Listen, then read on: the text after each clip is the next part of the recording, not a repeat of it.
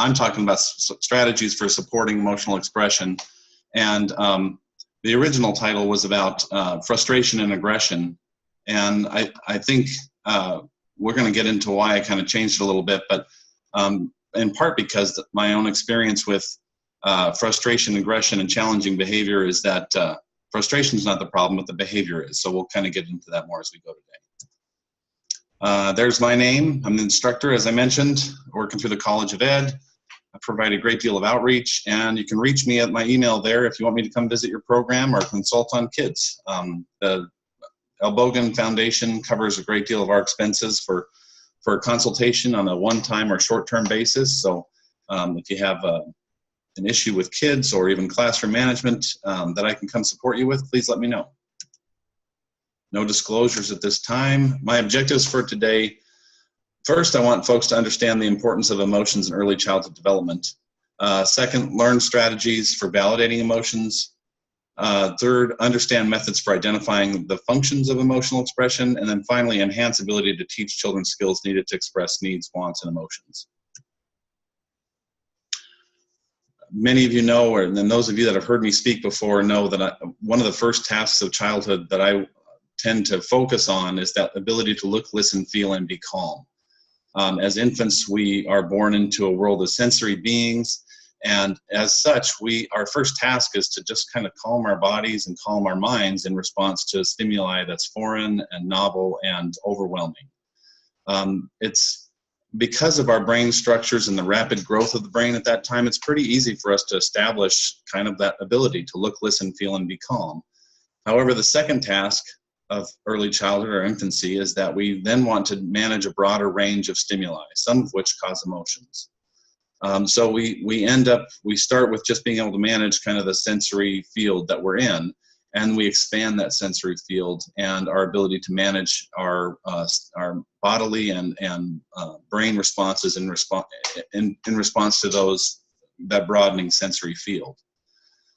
And that causes a great deal of disruption. But that disruption, we go through a natural arc of awareness and mastery to creativity. And we'll talk about that more as we go along. Kind of along the lines of our first learning objective, I want to make sure folks know how important emotions are in early childhood. The goal that I work with programs about when it comes to children expressing themselves is that we want children to experience the full range of vibrant emotions that they can experience in early childhood and express themselves appropriately with those emotions. Now, that doesn't happen, obviously, right off the bat, and children are going to respond in ways that are simply reactionary. Others are going to be learned responses that are from models that they've seen that may or may not be appropriate. And our job is to help them continue to manage and experience the emotions and express them in ways that aren't hurtful or aggressive or even dangerous for themselves. And emotions, this is important, they're vital to development. They motivate, they educate, they communicate, they relate. And if you think about it, I mean, the desire to get something or obtain something or a goal is motivating. The response that we get from other people emotionally educates us, and it also communicates to us who we are in that person's world, as well as communicating that we're important enough to respond to, which further then relates us to other humans, because other people can understand us and we can understand them through the emotional expression that we might share. So clearly, emotions are vital to development. And I want to say the full range of emotions. I mean, it's not just, we have a tendency to think in a dichotomous way about emotional expression, like these are good emotions, these are bad emotions. And I would say every emotion is an emotion, and there are good and bad behaviors that can come from any emotion. And that's kind of a dichotomous way to think about behavior, which isn't necessarily appropriate, but we still have a chance to think about emotions in a broader sense here. So strong emotions often lead to behavioral expression of some kind. Inappropriate or difficult behaviors can result from any strong emotion. I've worked with children in settings who have had, extreme manic or happy episodes, and they have done some pretty horrific things to other kids, unfortunately. On the other hand, we can see some children who may have extreme fears or extreme sadness or anger, and those can come out in very dangerous or aggressive ways. Mastery of strong emotions is the continuation of that first task of infancy. So I talked about broadening that sensory, that stimulation field. These strong emotions are another aspect that young children have to learn to manage and master. And we see children who, especially during that toddlerhood time where we start to learn our own impact over the world and our own influence over other people, that's a critical time period for children to learn some measure of self-control and empathy for others. And if those tasks aren't really appropriately dealt with during that toddlerhood time, those children, especially if they end up having problems with communication or language, tend to be more aggressive later on. An important part of this whole process when talking about emotions and behaviors with children is our own emotional and behavioral response. Caregiver responses and emotional expression, clearly those guide the emotional development of the children for whom you care. And our responses to those emotions also give obviously a model to how to express those emotions. I tend to rely on a behavioral intervention plan or behavioral intervention paradigm that I learned about back in 1990, therapeutic crisis intervention. And when working with challenging behaviors and challenging children, the first thing you have to do is ask, how am I feeling? Now, the importance of this is paramount, because if I can understand my own emotion, I can often understand the emotions that a child is experiencing.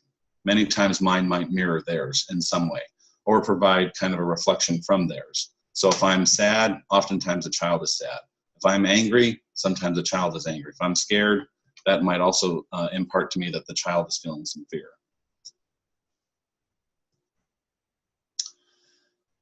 The next piece that I encourage folks to take advantage of is that ability to label and validate for children.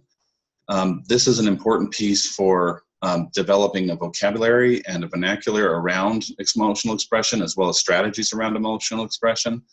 And those labels are important for children, obviously, to learn, and then it helps validate that child's emotional experience. I tend to say things like, you look sad, or you even look tired, or it seems like you feel angry because so-and-so took your truck. You seem really sad, or you seem really angry. And then I put the caveat there in this presentation, be prepared to be told you are wrong. Because as many of you know, our preschoolers are often contrarians, and the ability to label those feelings is going to be decreased by the intellect and contradictory nature of preschoolers. So they're going to say, no, I'm not mad, I'm frustrated. And you're going to say, great, thanks for letting me know. And then what I encourage folks to do is to share that moment with the kids. So sometimes I get frustrated when someone takes my things away, or I don't like it when someone takes my things away, or I don't like it when somebody won't share with me. And it's a connection that you can then have with the child to validate that their experience led to an emotion that is valid and it's important and you're listening to it. These types of things these types of interactions encourage children to remain in kind of a rational thinking mode with using their frontal lobe as opposed to their limbic system. Now, a limbic system is in charge when a child is kind of demonstrating or emoting or pouting or whining. And that part of the brain essentially is the child's brain saying, if you love me enough, you will do whatever I want. And so we can't really love it enough when it comes to that part of the brain. We can try, but it's often impossible. So we want to get a child back into their thinking brain so that they can better understand what we're saying, how we're supporting them, how we're validating them, and how we're truly connecting with them and nurturing them through this difficult time. So the function of expression is the next important piece to kind of be thinking about. What does this child need? So we started with the first question, how am I feeling? The second question being, what does this child need? And you make your best guess. It seems like you want the truck. You seem angry and because you want to have that toy from Jimmy over there. You don't like when so-and-so hits you and you want it to stop. So you're trying to then provide the words that a child may be missing or still developing as they're dealing with these powerful emotions. And let's be clear, I mean, as an infant, toddler, it's very much an all or nothing emotional expression. It's I'm completely angry, or I'm completely worried, or I'm completely scared, and there's very little to draw them back into kind of more moderation unless parents or caregivers provide that support.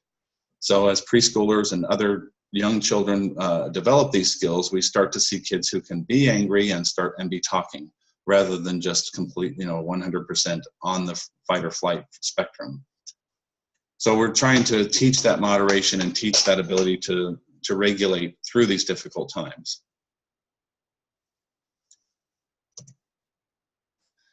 The third question that we pop up through our own head as we're dealing with these issues. So first was, how am I feeling? Second was, what does this child need? And let me go back to that real quick, because what does this child need? Typically I want folks to be thinking in terms of, what do they want to get, or what do they want to get away from? So if you see that the child may not like the way a child is treating them, you can say, or here's an example I've had. I went to Head Start and visited, and I was sitting at the lunch table next to a kid, and he started throwing food at me, which is not uncommon. I should take more clothes with me. But I was trying to decipher what he was telling me through his behavior. And it wasn't simply that he hated me, it was that he wanted me to move away. So I said, it seems like you want me to move away from you. And he just kind of nodded his head. And I said, you can ask me, Mr. Mack, please move. And he did, and I moved. So that's just a small example of, this is a kid who's dysregulated as a result of my presence, large smelly man next to me at lunch. And he wanted me to move, but he was communicating it in the only way that felt safe for him. So he gave that a try, and I labeled it for him, validated the fact that he might want that to be the case, and we went forward from there with his communication skills. I've had other kids who haven't had the same communication skills, and I've simply said, would you like Mr. Mack to move? And they nodded, and I said, thanks for letting me know. So it's important that we both give them the words, or we start developmentally where they're at in understanding the function of their expression. You want me to move, you want the truck, you want that. I'm not going to ask them to do something they are unable to do in order to accomplish their goal. I want to ask something that's developmentally relevant for them. How can I best respond? And I put under here, regulate, then educate. Sometimes when we've got a child that's trying to get away from something, the best thing I can do is give them a break from the stimuli. So I think about a kid who has a rough time. Well, we have a young boy at another Head Start who's having a difficult time when it's time to go outside, put on coats, everybody's around the cubbies and milling around, and it's a lot of kids in a small area. And he decides at that time to go and sit and play with some toys, little finger toys. And the classroom has made that possible for him. They've given him a space where he can go hang out until everybody's kind of outside. And it's worked a lot better for them, understanding that what he needs at that time is a relief from the discomfort of dealing with that stimuli. So they understood the function of his behavior. When he was over there, he would fight, he would kick at kids, hit kids, spit at kids. So it was a really tough time for him over there, and it seemed like they were then kind of divining from that what he wanted was relief from that discomfort of that busy time. And once they kind of figured out this is what he's wanting, the best way to respond for him was to give him a break from it. He asks for it now. I mean, so we moved from just giving him a break to then having him ask for it, which was an appropriate next step for him developmentally. And we say, do you want to go outside? And he goes, nope, I want to wait a minute. And he said that to me the other day. I was really impressed, because here's a guy who's 3 saying, I don't want to go out yet. I want to take a break from it. So they've gone through enough routine with him and enough repetition that he can actually get this practice of saying what he needs and feeling like he's going to be understood, validated, and treated in kind. So how can I best respond? I want to find a way to help a kid calm down, and then even think about how to develop the skill that might be necessary to support them and their expression. So when I've got children who are relying on aggression to get their needs or wants met, the skill they're often lacking is communication of some kind. Now, on top of that, okay, we'll get there in a minute. So I might think about these issues. I might give certain things to a child in order to help them regulate. I might, and sometimes it's the skill to just regulate, and that is supported sometimes by touch, by holding a nurturing kind of hug, or just sitting in your lap, comfort of some kind, even if it's just a blanket or something that child brings from home that typically helps them be comforted. And rest perhaps could be something the child needs. We've had some kids who get a little tired, obviously, by the time lunch rolls around, and those kids need a little break. Food, clearly the hangry issue comes into play, a desired activity or object. And these aren't simply rewards for aggressive behavior or inappropriate behavior. These are ways that we help children calm down. And if we can't help them calm down, then we're going to have a harder time teaching them through this episode. So the way I think about these is a child deserves our kindness and our touch, our comfort, or these meeting these different needs as we prepare them for the education piece and the skills that they might need to develop to move through these types of challenging situations. We can remove or modify stimuli. We can remove ourselves. We can remove some type of discomfort. In the case of the boy who was having a tough time getting ready to go outside, that's an uncomfortable time period for him. We remove the discomfort by removing him from there. We can also provide a challenge. We can remove a challenge, or we can provide a challenge. What we'll see is sometimes we have a gap between what we expect from a child and what they're capable of doing. To me, that challenge is inappropriate and developmentally beyond where the child might be. We've got to think about how we then reel ourselves back in a little bit so that we're expecting something that's developmentally appropriate from a child. We had, for example, a 3-year-old who was having a really tough time at lunch one time and was literally under the table crying. And I wasn't sure what we should do. I mean, we were talking about kind of brainstorming through this, and really the question was, could this child do anything different right now? And clearly, once you listen to the cry and heard it go on for more than a minute or so, it's like this kid's not going to be able to calm down. He's too tired. He's too hungry. And he can't even sit up to feed himself right now. He's that kind of wiped out. So when we put him up, somebody put him up and sat him on their lap and got him to relax a little bit and helped him just calm down to a point where we could start to talk about what he was needing at that time. And it took some time, it took some effort. We also had to add some stimuli to him. For example, he was a kid that was so tired that he had a hard time even expressing himself at that moment. When that teacher tickled him a little bit and got him kind of stimulated, he could finally tell us that what was wrong with his burrito, and the burrito was broken. Which meant that somebody had cut up his burrito. So we had to give him a whole burrito so that he could hold it and eat it as he was used to doing. So it worked out in the long run, but it took a great deal of effort to figure out. We were kind of expecting more from this child than he was capable of doing.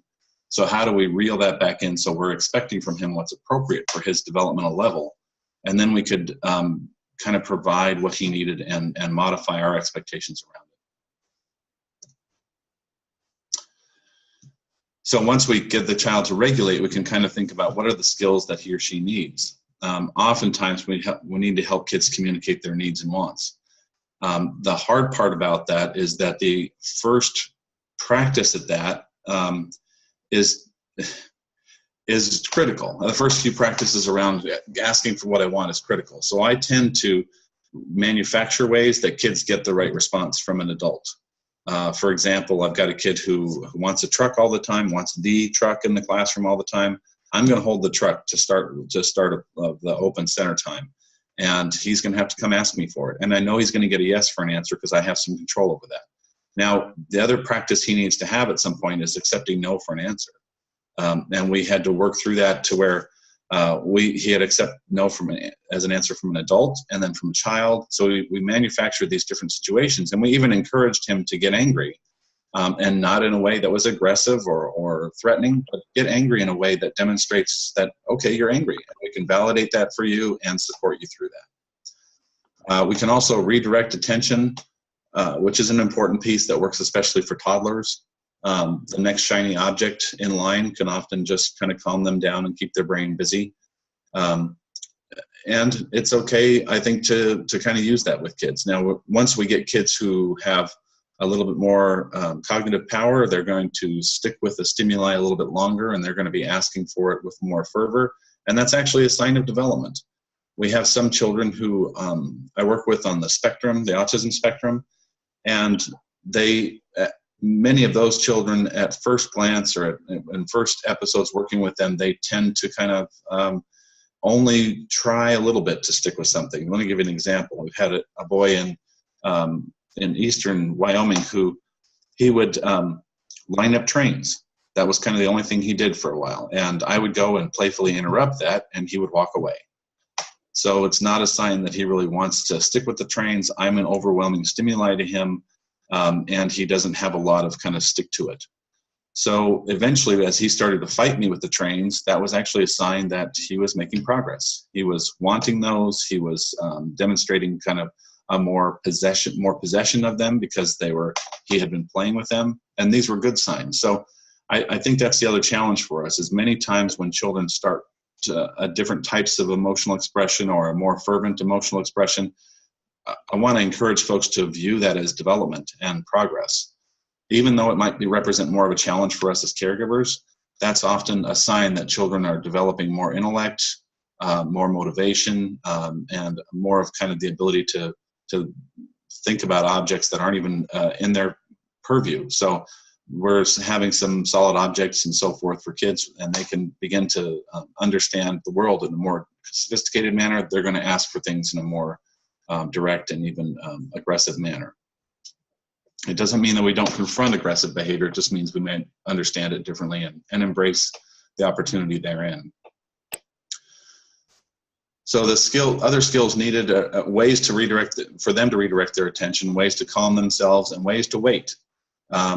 Clearly, that's one of the issues that we have when we have multiple children wanting the same thing. Some people have to wait. Now, waiting is a hard one because we tend to think of waiting as the absence of other things rather than the redirection of attention towards something else. And I would encourage folks to consider that as a possibility. That waiting means adding something to the mix so that the child has something to push their cognitive attention towards or pull their cognitive attention towards.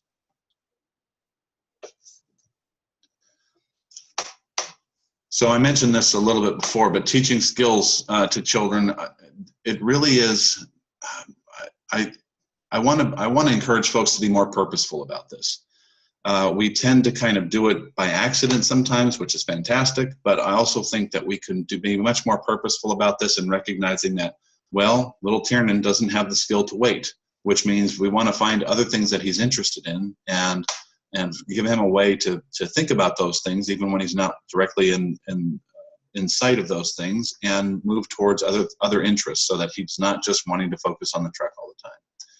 And how do we do that? Well, we help him think about it, and could even develop a solutions book with the kid. Here are different things that you like playing with, Tiernan. Here are 4 things you played with yesterday. And we could review that just verbally with the kid. We could be looking around the classroom with them. And that in itself gives a child a strategy for embracing other opportunities. Okay, let's scan the classroom. Let's teach a kid to scan the classroom. What looks interesting? What looks fun?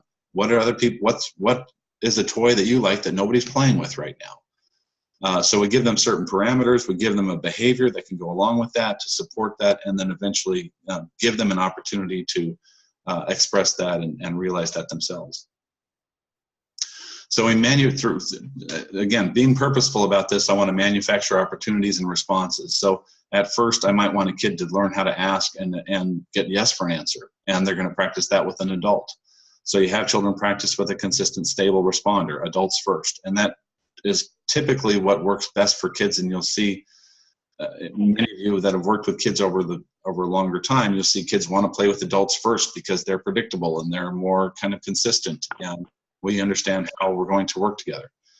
Then that can generalize opportunities to practice with adult support. Okay, I'll keep going. So they can generalize that to working with children, other students, and they can have adult support. And eventually the adult is doing less facilitation verbally at that time and can be more just a proximal kind of support. Eventually, we help children internalize successes and lessons learned. So look at that. You asked for that toy and you accepted no for an answer. How does it feel to be in control of yourself? And what I think about it is I'm driving home the notion for these children. I'm driving home for them the notion or the kind of the credit for what they've accomplished.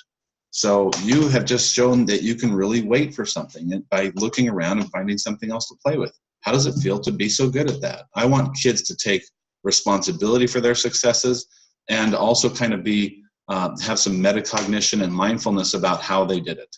So what did you learn? How did you do this to make this possible? They're going to come up with some crazy explanations sometimes, but I love the logic that you'll learn from this. So what worked for you when it came time to wait? And I've had kids say to me, well, my brain just did it. And that's a fantastic way for a 4-year-old to kind of represent how they thought through and managed this time period where they wanted something and couldn't get it, and they waited. So I like to drive home that experience by having them label it, take responsibility for it, and own it. And then we start the cycle over. We start over with labeling and validating and assessing. So we see emotional expression happening again, we validate it, we assess the function of that behavior, and we think about ways to respond and the potential need for skills that should be taught. And that brings to a conclusion my presentation.